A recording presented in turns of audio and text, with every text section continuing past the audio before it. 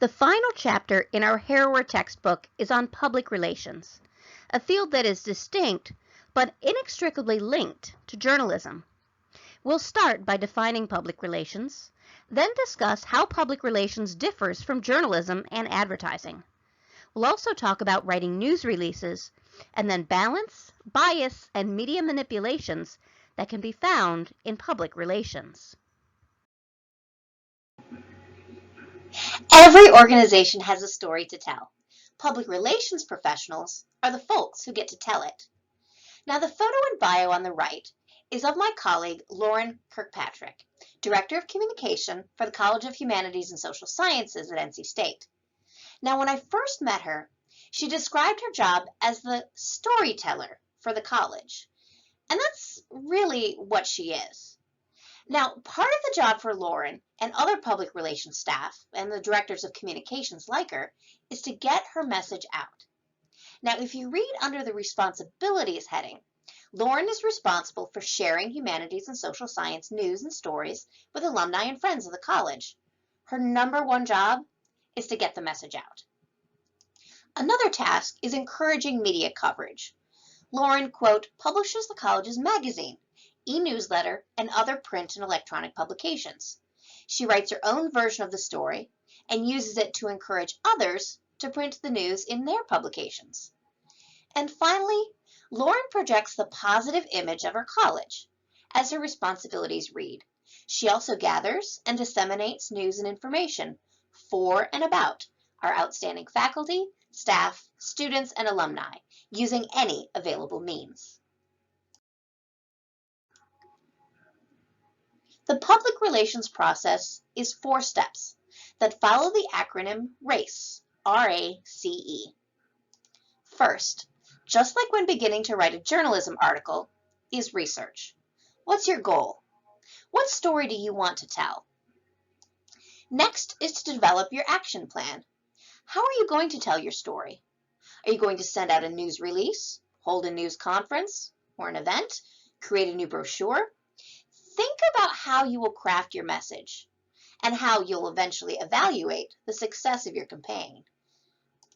Next is communicate. This is the actual execution of your public relations strategy. And finally, the evaluation phase, where you monitor the results of that strategy. How many news outlets picked up the story? And what type of coverage did they provide? Did sales or web traffic increase in the days following the campaign? What worked? What didn't? And how can you do better next time?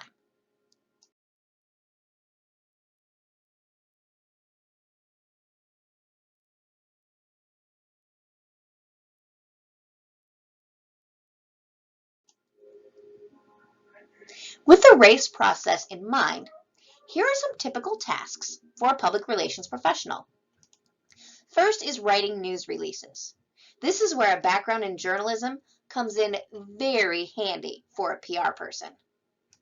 Next is organizing news conferences.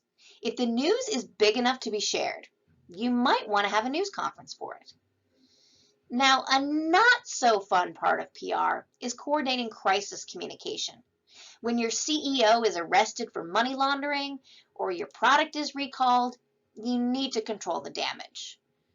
Your job is also to craft the organization's public image. And finally, plan the launch of new products and services. PR folks have a few other job responsibilities as well. One could be producing newsletters and media for employees. This is internal public relations because it happens inside the company. Sponsoring tours, exhibits, and special events like gallery openings and receptions. Sometimes PR people attend conferences and deliver speeches. And finally, the PR head often acts as the organization's official spokesperson for all media requests.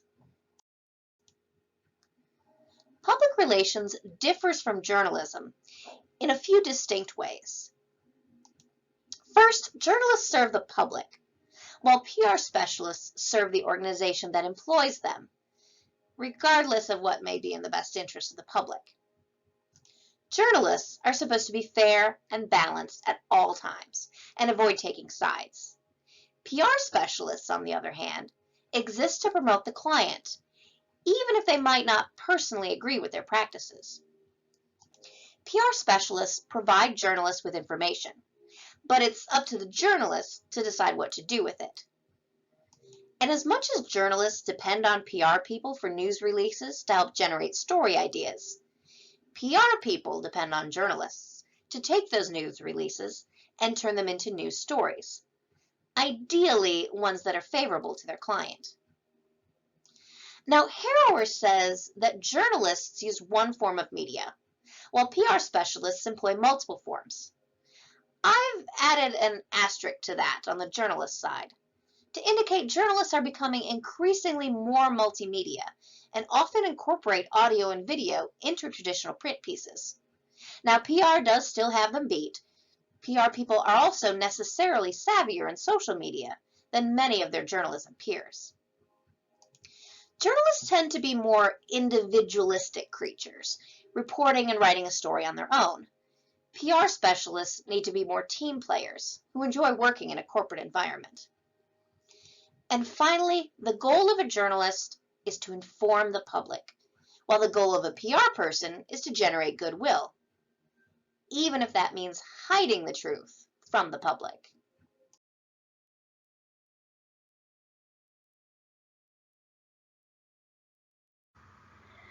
And just in case you thought that public relations professionals could control media coverage, here is a good example of that not being the case. When my radio station, WKNC, had its 50th anniversary as an FM station, this is the coverage from the NC State newspaper. The dog in the studio on the cover is an archive photo decades old, and the photo on the inside doesn't show any students working at the student radio station. If I had any control over what the newspaper printed, there is no way it would be this. As much as public relations is not journalism, it isn't advertising either. Advertising tries to seduce its customers, almost literally at times, while public relations tries to motivate them with facts. Advertisers control the information in ads because they pay for them. PR provides information to journalists, but can't actually control what the journalists do with it. Ads are flashy with exaggeration, while PR is more low-key and serious. Advertising is expensive. Total U.S. spending for the top 200 advertisers reached a record $142 billion in 2015. That's billion with a B. PR is relatively cheap in comparison. Advertising relies on repetition. How many times do you need to see a restaurant's TV commercial before you eat there? In PR, your efforts are fresh. You write only one news release and hold only one publicity event for a specific thing. And ads are typically targeted to a broad audience, anyone with money to spend on a product. PR, meanwhile, is tailored to a more specific audience, decision makers or journalists who might write about your product. And finally, people try to avoid advertising while they actively seek out stories and information.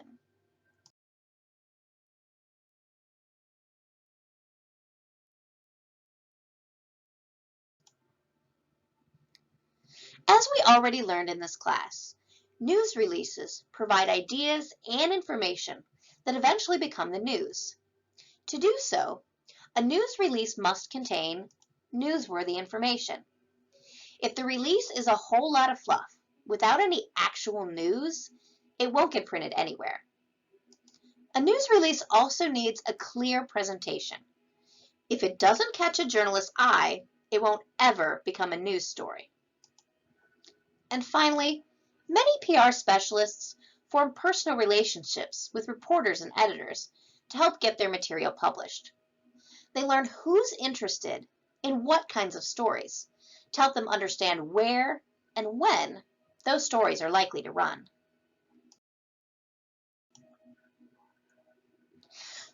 So what can you write a news release about? Pretty much anything, if it conveys something newsworthy. You can use a news release to promote an upcoming event, which is the most common reason the radio station I work with uses news releases.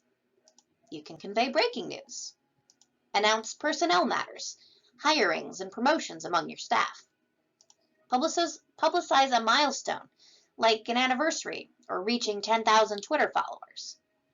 You could present statistical data, alert citizens about safety or health issues, or provide an update on a community cause. I've written several news releases for the NC State Student Media website, studentmedia.ncsu.edu, and this one is my favorite. A group of my students created a large-scale, data-driven, generative artwork for display on the 20-foot art wall at the James B. Hunt Jr. Library over on NC State's Centennial campus. They won second place in a competition to create the work, and the story was picked up across campus and local publications, as well as some national media outlets like the blog Radio Survivor, College Music Journal, the Southeastern Librarian, and even Digital Signage Today. A lot of these 10 tips for writing a better news release you'll recognize. First, use an engaging headline. Most press releases are emailed, so if your subject line is bland and boring, the email won't even be opened. Likewise, give it a compelling lead. This is where you make your pitch to a reporter. Try to answer the "why should I care" question to encourage further reading. Avoid distortion and exaggeration. It's a PR person's job to present the company or organization in the best possible light. But journalists are trained to see through the fluff and never, ever lie. Journalists will fact check and catch you in a web of deceit. Avoid jargon and technical terminology. You can use acronyms all you want in internal communication memos, but if the average person can't follow your news release, the average person is never going to see it printed. Use proper newspaper style. While I've mentioned more than once that you should never print a news release word for word, sometimes it does happen. Now, I sent out the news release on the last slide to the NC State Division of Academic and Student Affairs, who then posted the story on their website, word for word. A coworker actually forwarded me the link with the comment, "They stole your story and didn't give you any credit." I replied, that is exactly what I hoped they would do. Now, printing news releases verbatim is actually the only time a journalist can essentially get away with plagiarism. And the better they're written, in proper newspaper style, the more likely it is to be reprinted, word for word.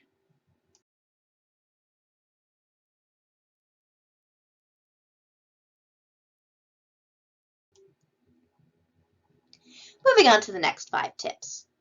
Keep it crisp and tight. Most press releases are a 1-page, 2-pager at the absolute most. Stress the benefits, both to the reader and to the reporter. Answer that "so what" question. Proofread carefully. One tiny mistake can undermine your whole credibility. You want to deliver the news release at the right time. Don't send out a news release for an event happening later that day. Chances are the journalist won't even see the release until after the event has passed. Likewise, don't wait a week to send a post-event press release. Finally, deliver the news release to the right person. If your news release is about a new fashion line, don't send it to the education reporter.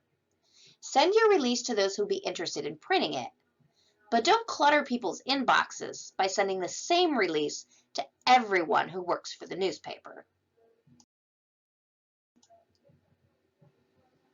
Hopefully, until now, I have presented public relations practitioners as hardworking, trustworthy professionals.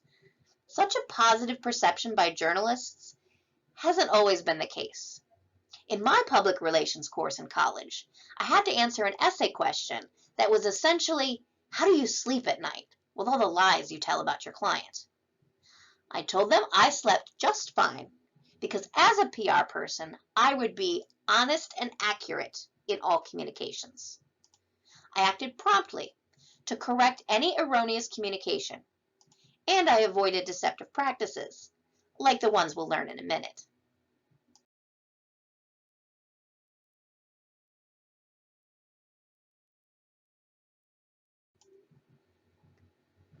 Sometimes companies do bad things, or even very bad, illegal, and deadly things, and PR folks have to deal with them. Now, they don't lie exactly, but instead they spin the truth, which earns them the nickname spin doctors. Now, some of those spins include doublespeak. This is any language deliberately crafted to disguise, distort, or evade the truth, including euphemisms. These are inoffensive terms substituted for harsher words. It's like calling something ethnic cleansing instead of the much harsher genocide. Then there's cherry picking, the technique of selecting only facts that support your argument, while ignoring the majority of facts that don't. It's like focusing on the A you got in bowling when you failed all of your other classes.